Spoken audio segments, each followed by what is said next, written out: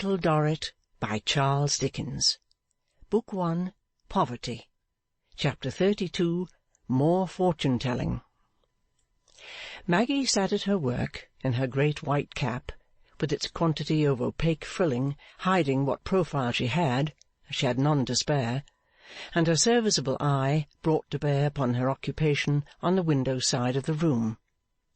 What with her flapping cap, and what with her unserviceable eye, she was quite partitioned off from her little mother, whose seat was opposite the window. The tread and shuffle of feet on the pavement of the yard had much diminished since the taking of the chair, the tide of collegians having set strongly in the direction of harmony. Some few who had no music in their souls or no money in their pockets dawdled about, and the old spectacle of the visitor wife and the depressed unseasoned prisoner still lingered in corners, as broken cobwebs and such unsightly discomforts draggle in corners of other places. It was the quietest time the college knew, saving the night hours when the collegians took the benefit of the act of sleep. The occasional rattle of applause upon the tables of the snuggery denoted the successful termination of a morsel of harmony, or the responsive acceptance by the united children of some toast or sentiment offered to them by their father. Occasionally a vocal strain, more sonorous than the generality, informed the listener that some boastful bass was in blue water, or in the hunting field, or with the reindeer, or on the mountain, or among the heather, but the Marshal of the Marshalsea knew better, and had got him hard and fast. As Arthur Clennam moved to sit down by the side of Little Dorrit, she trembled so that she had much ado to hold her needle. Clennam gently put his hand upon her work, and said, "Dear Little Dorrit, let me lay it down." She yielded it to him, and he put it aside. Her hands were then nervously clasping together, but he took one of them. "How seldom I have seen you lately, Little Dorrit." "I have been busy, sir." "But I heard only to-day," said Clennam, "by mere accident of your having been with those good people close by me. Why not come to me, then?" I don't know. Or rather, I thought you might be busy too. You generally are now, are you not?" He saw her trembling little form, and her downcast face, and the eyes that drooped the moment they were raised to his. He saw them almost with as much concern as tenderness. "My child, your manner is so changed." The trembling was now quite beyond her control.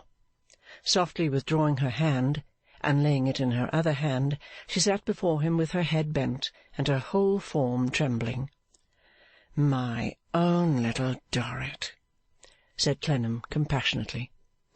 She burst into tears. Maggie looked round of a sudden, and stared for at least a minute, but did not interpose. Clennam waited some little while before he spoke again.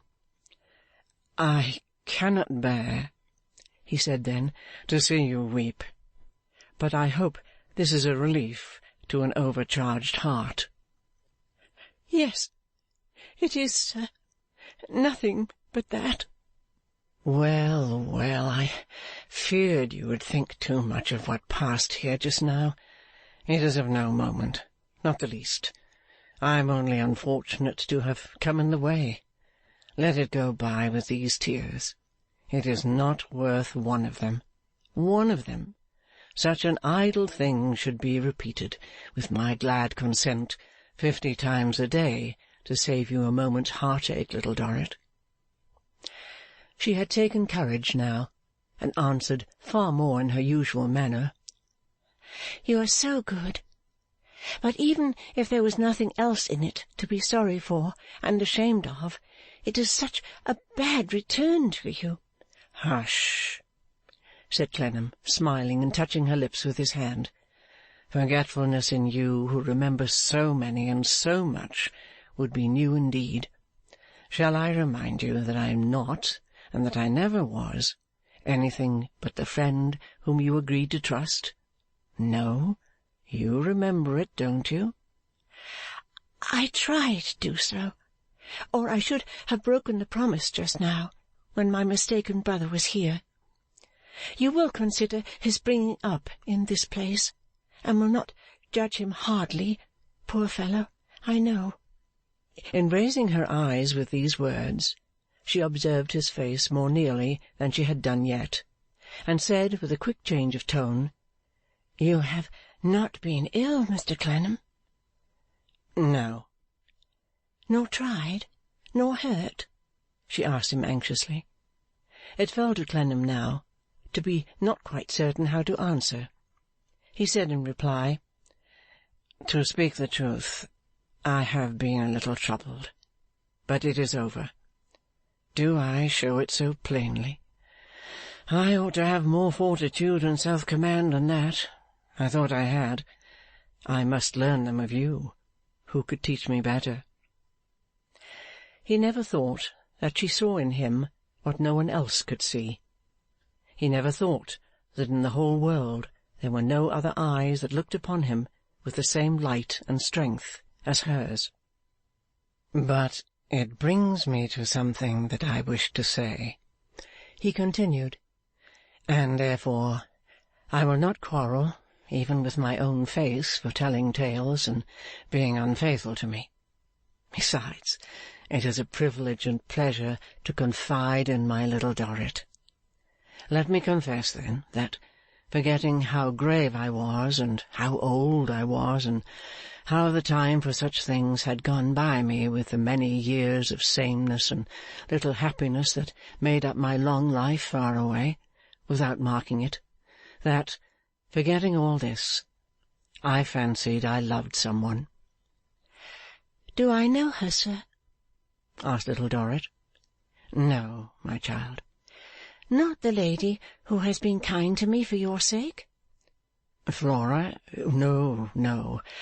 Do you think—' 'I never quite thought so,' said Little Dorrit, more to herself than him. 'I did wonder at it a little.'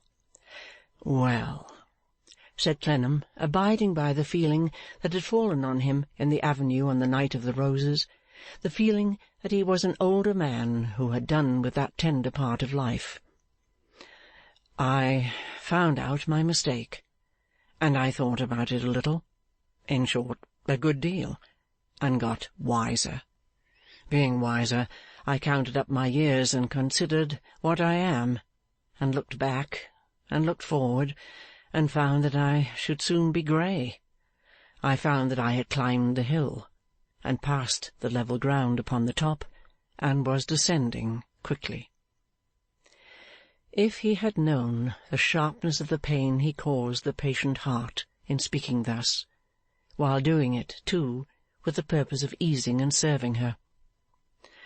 I found that the day when any such thing would have been graceful in me, or good in me, or hopeful or happy for me, or any one in connection with me, was gone, and would never shine again. Oh, if he had known, if he had known, if he could have seen the dagger in his hand, and the cruel wounds it struck in the faithful bleeding breast of his Little Dorrit. All that is over, and I have turned my face from it. Why do I speak of this to Little Dorrit? Why do I show you, my child, the space of years that there is between us, and recall to you that I have passed, by the amount of your whole life, the time that is present to you? 'Because you trust me, I hope. Because you know that nothing can touch you without touching me. That nothing can make you happy or unhappy but it must make me, who am so grateful to you, the same.' He heard the thrill in her voice, he saw her earnest face, he saw her clear true eyes, he saw the quickened bosom that would have joyfully thrown itself before him to receive a mortal wound directed at his breast, with the dying cry, 'I love him!' and the remotest suspicion of the truth never dawned upon his mind. No. He saw the devoted little creature with her worn shoes, in her common dress, in her jail home, a slender child in body, a strong heroine in soul, and the light of her domestic story made all else dark to him. For those reasons, assuredly, Little Dorrit, but for another too. So far removed, so different, and so much older, I am the better fitted for your friend and adviser. I mean, I am the more easily to be trusted, and any little constraint that you might feel with another may vanish before me. Why have you kept so retired from me? Tell me. I am better here. My place and use are here. I am much better here, said Little Dorrit faintly. So you said that day upon the bridge. I thought of it much afterwards. Have you no secret you could entrust to me, with hope and comfort if you would? Secret? No, I have no secret, said Little Dorrit in some trouble. They had been speaking in low voices, more because it was natural to what they said to adopt that tone than with any care to reserve it from Maggy at her work. All of a sudden Maggy stared again, and this time spoke. I say, little mother. Yes, Maggy? If you ain't got no secret of your own to tell him that about the princess. She had a secret, you know. The princess had a secret? Said Clennam in some surprise. What princess was that, Maggy? Lor, how you do go and bother a girl at 10, said Maggy. Catching the poor thing up in that way.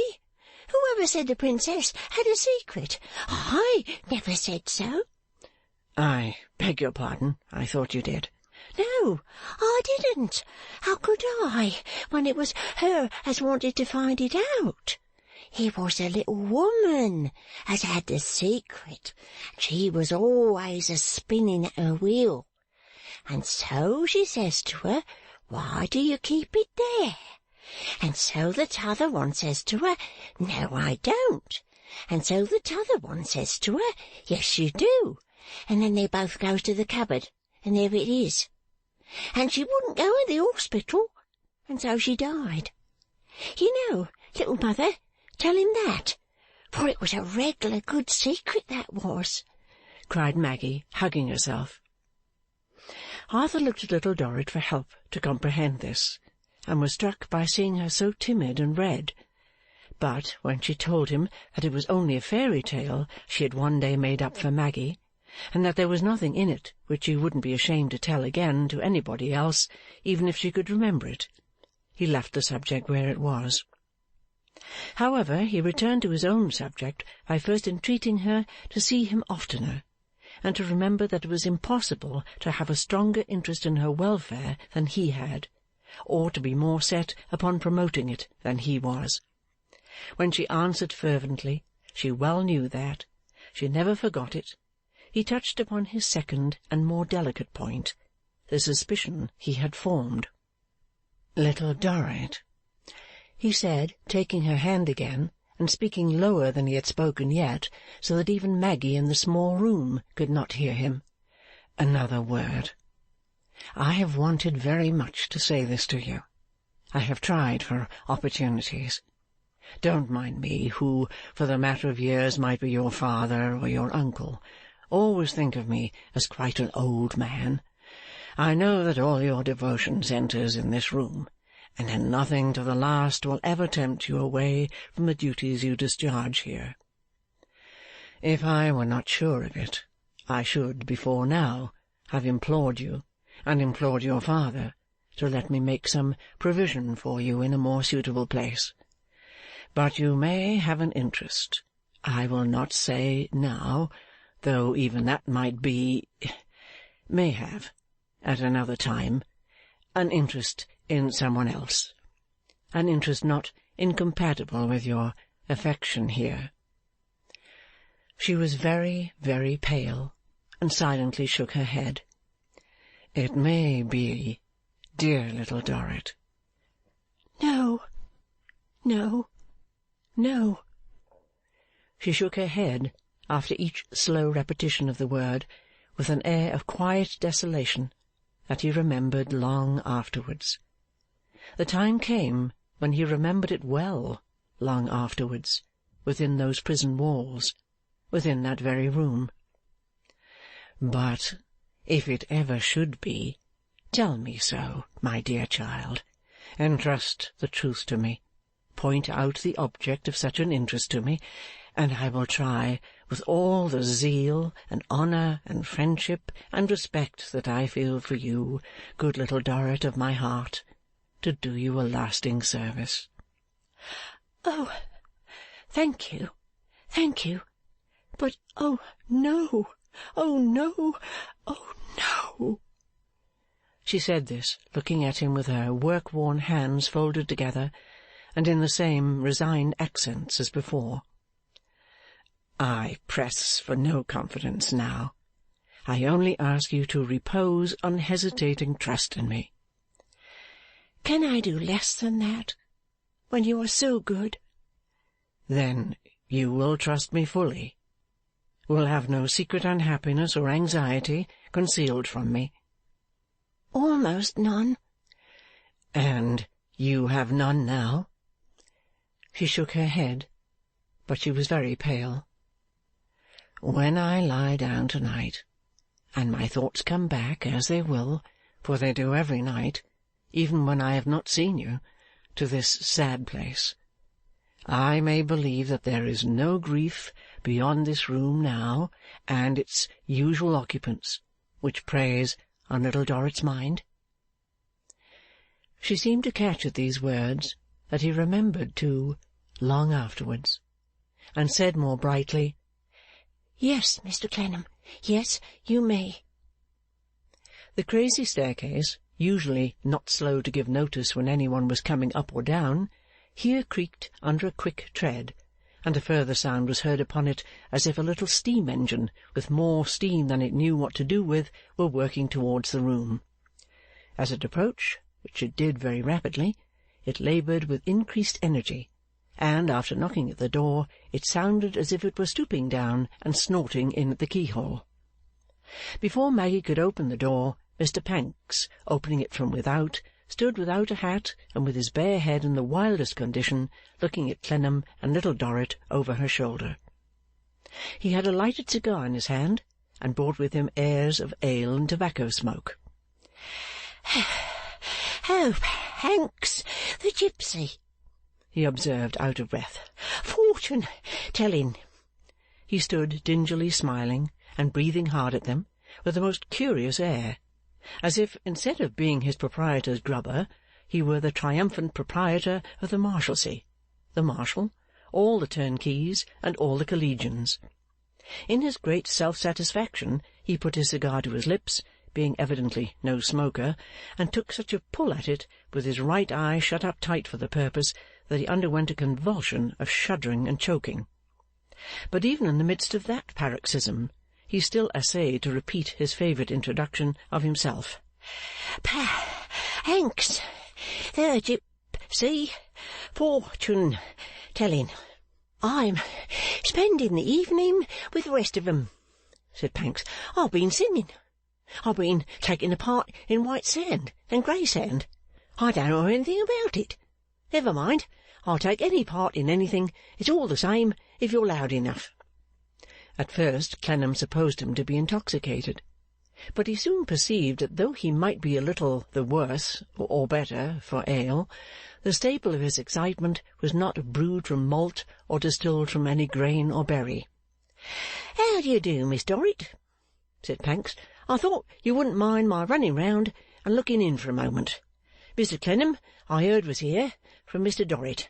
How are you, sir? Clennam thanked him and said he was glad to see him so gay. Gay? Said Pancks.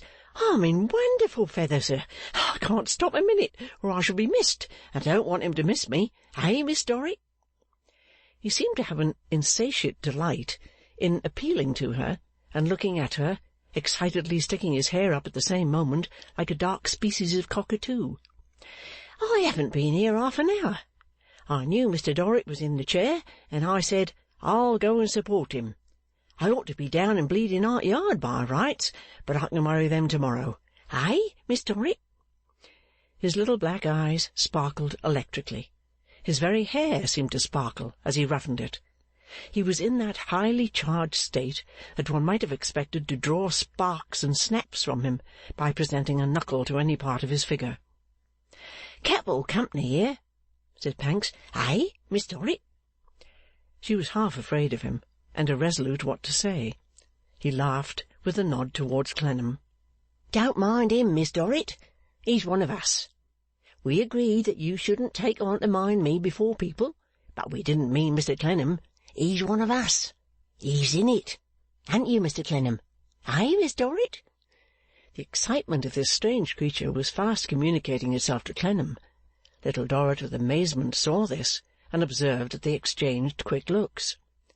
"I was making a remark," said Pancks, "but I declare I forget what it was. Oh, I know. Capital company here. I've been treating them all round. Eh, Miss Dorrit?" "Very generous of you," she returned, noticing another of the quick looks between the two. "Not at all," said Pancks. "Don't mention it. I'm coming into my property, that's the fact. I can afford to be liberal. I think I'll give 'em a treat here. Tables laid in the yard, bread in stacks, pipes in faggots, tobacco in hayloads, roast beef and plum pudding for every one, quart of double stout ahead, pint of wine too if they like it, and the authorities give permission. Eh, Miss Dorrit?" She was thrown into such a confusion by his manner, or rather by Clennam's growing understanding of his manner, for she looked to him after every fresh appeal and cockatoo demonstration on the part of Mr Pancks, that she only moved her lips in answer without forming any word. "And oh, by the by," said Pancks, "you were to live to know what was behind us on that little land of yours. And so you shall, my darling, eh, Miss Dorrit?" He had suddenly checked himself, where he got all the additional black prongs from, that now flew up all over his head like the myriads of points that break out in the large change of a great firework, was a wonderful mystery. "But I shall be missed." He came back to that. "And I don't want him to miss me. Mr Clennam, you and I made a bargain. I said you should find me stick to it. You shall find me stick to it now, sir, if you'll step out of the room a moment. Miss Dorrit, I wish you good night. Miss Dorrit, I wish you good fortune." He rapidly shook her by both hands and puffed downstairs. Arthur followed him with such a hurried step that he had very nearly tumbled over him on the last landing, and rolled him down into the yard. "What is it, for heaven's sake?" Arthur demanded when they burst out there both together. "Stop a moment, sir. Mr Rugg. Let me introduce him." With those words he presented another man without a hat, and also with a cigar, and also surrounded with a halo of ale and tobacco smoke, which man, though not so excited as himself, was in a state which would have been akin to lunacy but for its fading into sober method when compared with the rampancy of Mr Pancks. "Mr Clennam, Mr Rugg," said Pancks. "Stop a moment. Come to the pump." They adjourned to the pump. Mr Pancks, instantly putting his head under the spout, requested Mr Rugg to take a good strong turn at the handle. Mr Rugg complying to the letter, Mr Pancks came forth snorting and blowing to some purpose, and dried himself on his handkerchief. "I'm the clearer for that," he gasped to Clennam, standing astonished. "But upon my soul, to hear her father making speeches in that chair, knowing what we know, and to see her up in that room in that dress, knowing what we know, is enough to... Give me a back, Mr Rugg, a little higher, sir. That'll do." Then and there, on that Marshalsea pavement, in the shades of evening, did Mr Pancks, of all mankind, fly over the head and shoulders of Mr Rugg of Pentonville, general agent, accountant, and recoverer of debts. Alighting on his feet, he took Clennam by the buttonhole, led him behind the pump, and pantingly produced from his pocket a bundle of papers. Mr Rugg also pantingly produced from his pocket a bundle of papers.